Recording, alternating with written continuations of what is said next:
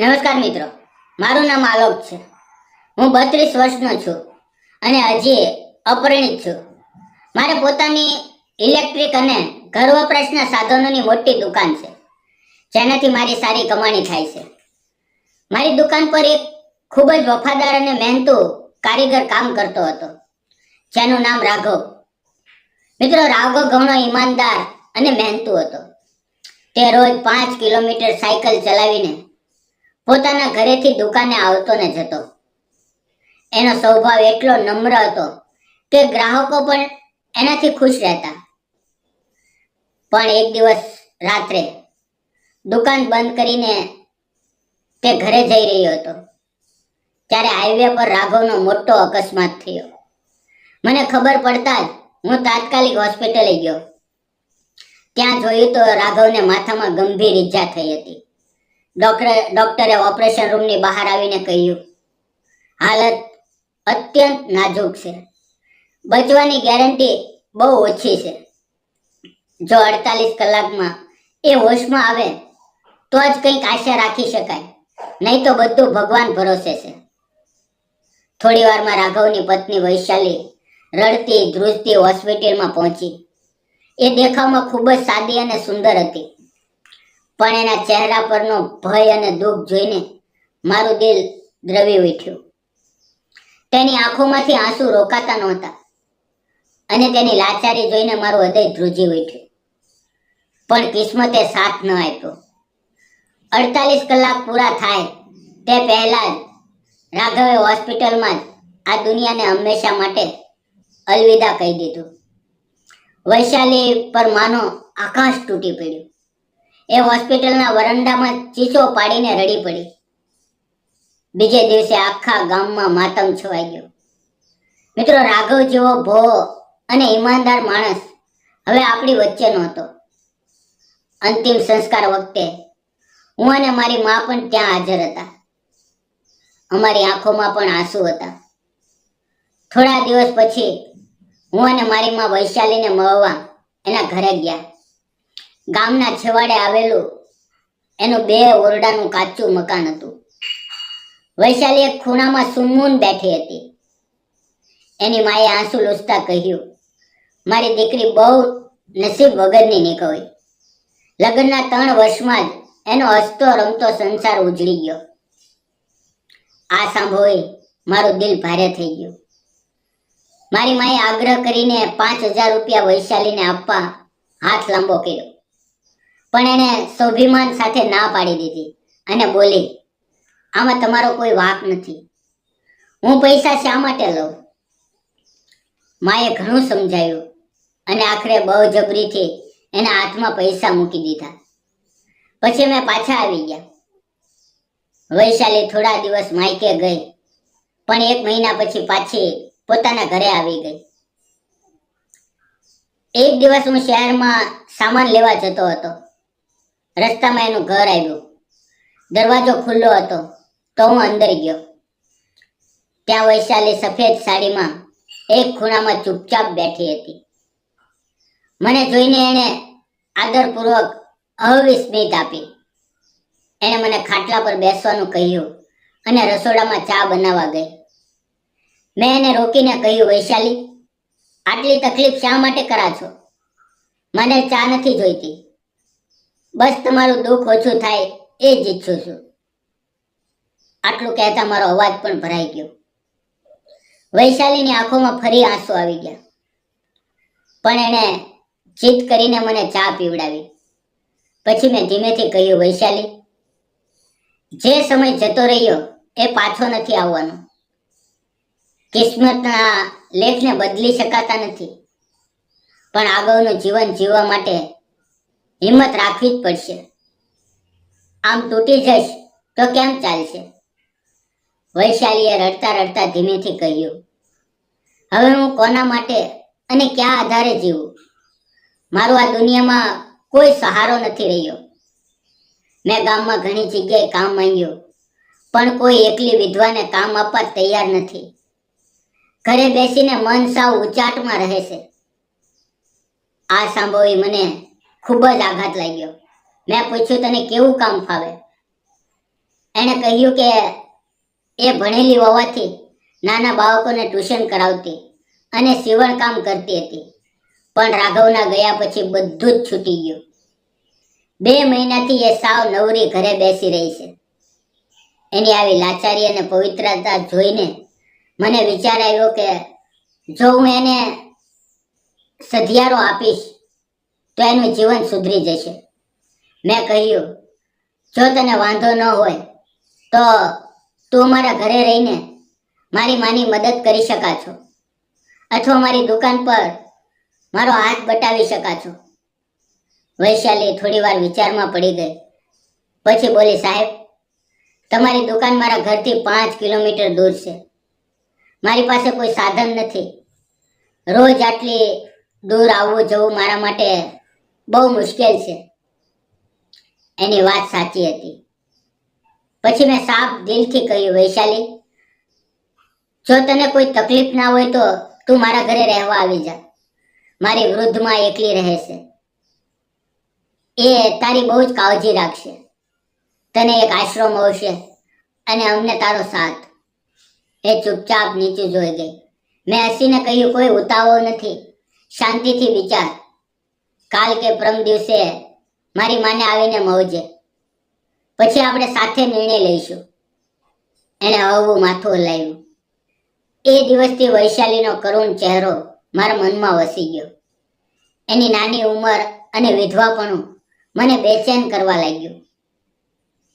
એણે એ પણ કહ્યું હતું કે ગામના કેટલાક લુચ્ચા લોકો એને એકલી જોઈને ખરાબ નજરે જુએ છે. આ વાત મારા દિલમાં કાંટાની જેમ ખૂંચી ગઈ હતી. 2 દિવસ પછી હું દુકાને બેઠો હતો ત્યારે બપોરે વૈશાલી આવી. એ અત્યંત સાદી પણ સુંદર દેખાતી હતી. એણે ધીમેથી કહ્યું, હું તમારા ઘરે આવીને કામ કરવા તૈયાર છું, પણ પહેલા તમારી માને એકવાર પૂછી લ્યો. એની વાત સાંભળીને મારા ચહેરા પર ખુશી આવી ગઈ. મેં દુકાન વહેલા બંધ કરી અને એને આદરપૂર્વક બાઇક પર બેસાડીને ઘરે લઈ ગયો. ઘરે માં હોલમાં સોફા પર બેઠા હતા. વૈશાલીને જોઈને એમને પહેલા તો આશ્ચર્ય થયું, પણ પછી એણે ઉફાવું સ્મિત આપ્યું. એમણે એને પાણી આપ્યું અને રસોડામાં ગયા. વૈશાલી અમારા ઘરને બહુ ઉત્સુકતા અને સંકોચથી જોતી હતી. કદાચ તેણે આટલું મોટું ઘર ક્યારે જોયું નહોતું. એની આંખોમાં ગરીબીનું દુઃખ સાફ દેખાતું હતું. મેં મારી માને અગાઉથી વૈશાલી વિશે બધી વાત કરી દીધી હતી કે હું એને આપણા ઘરે આશરો અને કામ આપવા માંગુ છું. માં પણ રાજી હતા. એણે રસોડામાંથી આવીને વૈશાલીનો હાથ પકડ્યો અને પ્રેમથી કહ્યું, વૈશાલી બેટા, મારા દીકરાએ મને બધી વાત કરી છે. જો તને ફાવે તો તું અહીંયા રહીને જ ઘર સંભાળ. અહીંયા તને કોઈ પરાયું નહીં ગણે. અમે તને અમારા પરિવારનો એક હિસ્સો ગણશું. આ સાંભળીને વૈશાલીની આંખોમાંથી આંસુ વહી ગયા. પણ આ વખતે એમાં ભય નહીં, એક અનોખી રાહત હતી. મેં પણ એને હિંમત આપી. ઘરમાં કામ બહુ વધારે નથી, બસ માનો સાથ આપવાનો છે. હવે ગામના કોઈ ખરાબ લોકો તારી સામે આંખ ઊંચી કરીને નહીં જોઈ શકે. એને રડતા રડતા હા પાડી દીધી. એ જ સાંજે હું એને એના ઘરે લઈ ગયો અને એનો થોડો જરૂરી સામાન તથા કપડાં બાઇક પર લઈને પાછો આવ્યો. અમારું ઘર મોટું હતું. અમે વૈશાલીને એક અલગ અને સુરક્ષિત ઓરડો રહેવા માટે આપ્યો. એણે ઘરનું બધું કામ ખૂબ જ દિલથી શરૂ કરી દીધું. રસોઈ બનાવવી, સફાઈ કરવી, બધું જ. માને હવે બહુ આરામ થઈ ગયો હતો, એટલે માં આખો દિવસ એના વખાણ કરતા થાકતા નહીં. વૈશાલીના આવવાથી મારા ઘરનો બોજ સાવ હળવો થઈ ગયો હતો. હું આખો દિવસ દુકાને રહેતો, પણ પાછળથી માં અને વૈશાલી વચ્ચે સગી માં દીકરી જેવો ગાઢ સંબંધ બંધાઈ ગયો હતો. ધીમે ધીમે વૈશાલી પોતાના ભૂતકાળના દુઃખમાંથી બહાર આવવા લાગી. પણ જ્યારે એ આંગણામાં કામ કરતી કે રસોઈ બનાવતી ત્યારે ક્યારેક અમારી નજરો મોહી જતી. એની આંખોની ભોળી માસુમિયત મારા દિલને સ્પર્શી જતી. એ હવે અમારા જીવનનો અનિવાર્ય ભાગ બની ગઈ હતી. અમે ત્રણે સાથે બેસીને જમતા, વાતો કરતા અને હસતા. એના ચહેરા પર આવતું હળવું સ્મિત મારા મનને અદ્ભુત સુકૂન આપતું. સાચું કહું તો હવે એના વિના મને મારું જીવન સાવ અધૂરું લાગવા લાગ્યું હતું. આમ જ 4 મહિના પસાર થઈ ગયા અને વૈશાલીના ચહેરા પરની ઉદાસી હવે સાવ ગાયબ થઈ ગઈ હતી. એક વખત અમારા એક નજીકના સગાના લગ્નમાં માને 2 દિવસ માટે ગામડે જવાનું થયું. તેથી ઘરે માત્ર હું અને વૈશાલી જ હતા. માં જ્યારે બસ સ્ટેન્ડ જવા નીકળ્યા ત્યારે તેણે વૈશાલીના માથે હાથ મૂકીને કહ્યું, બેટા, મારા દીકરાનું ધ્યાન રાખજે. એને સમયસર ગરમા ગરમ ખાવાનું આપજે અને ઘર બરાબર સંભાળજે. વૈશાલીએ બહુ જ આદરપૂર્વક હા પાડી. માના ગયા પછી સાંજે હું દુકાનેથી ઘરે આવ્યો તો વૈશાલીએ બહુ સ્વાદિષ્ટ ભોજન તૈયાર રાખ્યું હતું. મને ડાઇનિંગ ટેબલ પર એકલા જમવાનું ન ગમ્યું એટલે મેં કહ્યું, વૈશાલી, આજે આપણે બંને સાથે બેસીને જ જમીએ. એ થોડી શરમાઈ, પણ પછી એણે ખાલી થાળી લીધી અને મારી સામે બેસી ગઈ. મિત્રો, એ રાત્રે ઘરનો માહોલ એકદમ શાંત અને અનોખા આકર્ષણથી ભરેલો હતો. એનું શરમાતું અને નમ્ર સ્મિત મને મંત્રમુગ્ધ કરી રહ્યું હતું. જમ્યા પછી હું મારા ઓરડામાં ગયો, પણ મને આખી રાત ઊંઘ ન આવી. એનો નિર્દોષ ચહેરો, એની સાદગી મારા મગજમાં સતત ફરતા હતા. મને અહેસાસ થઈ ગયો કે હું એના પવિત્ર પ્રેમમાં સંપૂર્ણપણે પડી ચૂક્યો છું. બીજે દિવસે સવારે અમે સાથે નાસ્તો કર્યો. અમારી નજરો મળવાથી એ વારંવાર શરમાઈને નીચું જોઈ જતી હતી. હું દુકાને ગયો, પણ મારું મન કામમાં બિલકુલ ન લાગ્યું. એટલે હું બપોરે જ વહેલો દુકાન બંધ કરીને ઘરે આવી ગયો. મને આટલો વહેલો ઘરે આવેલો જોઈને વૈશાલી આશ્ચર્યમાં પડી ગઈ.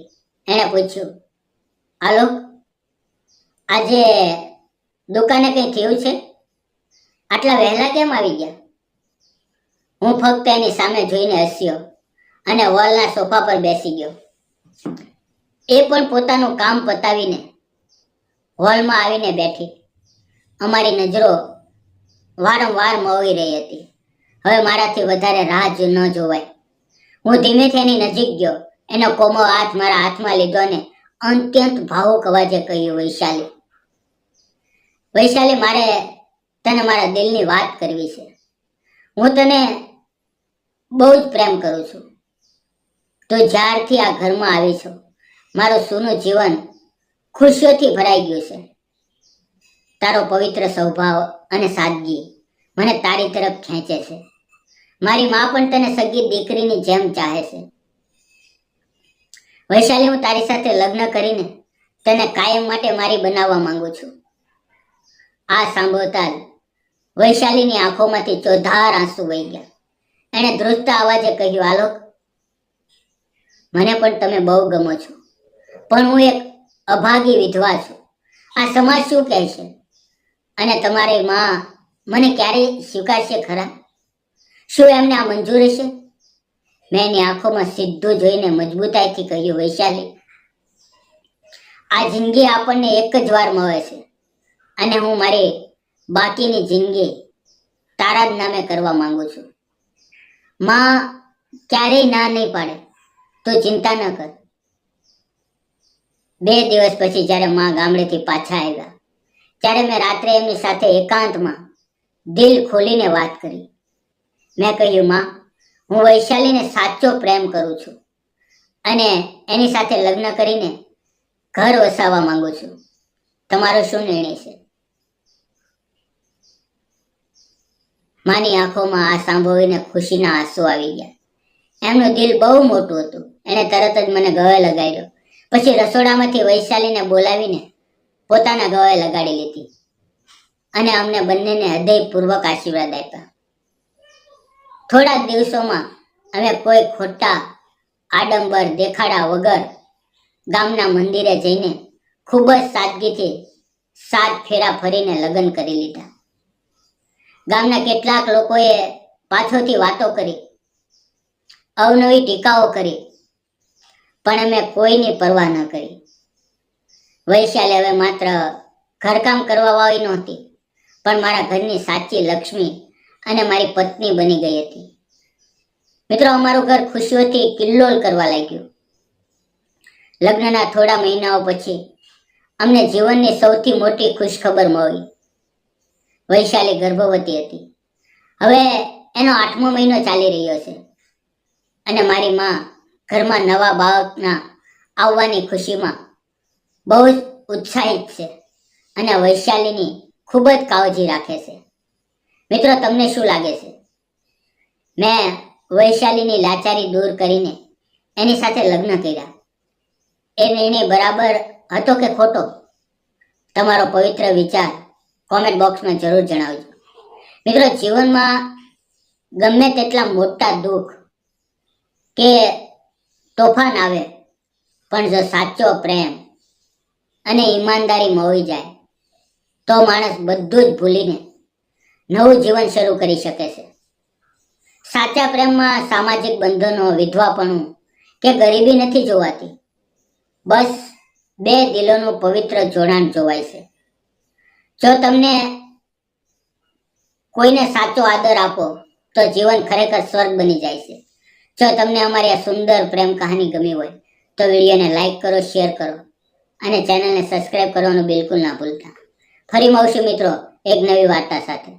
પણ આ વિડીયો શૈક્ષણિક અને પ્રેરણાદાયી હેતુ માટે બનાવવામાં આવ્યો છે. આ વાર્તા કાલ્પનિક છે અને તેનો હેતુ મનોરંજન અને જાગૃતિ ફેલાવવાનો છે. આમાં દર્શાવેલ ઘટનાઓ, પાત્રો અને સંજોગો વાસ્તવિક જીવન સાથે સંબંધ નથી. કેટલાક સંવેદનશીલ વિષયનો સમાવેશ થઈ શકે છે. તેથી કૃપા કરીને આદરપૂર્વક અને સમજણથી આ વિડીયો જુઓ. ફરી મળશું મિત્રો આવતીકાલે એક નવા વિડીયોની અંદર. ત્યાં સુધી રજા આપો. જય હિન્દ, જય ભારત.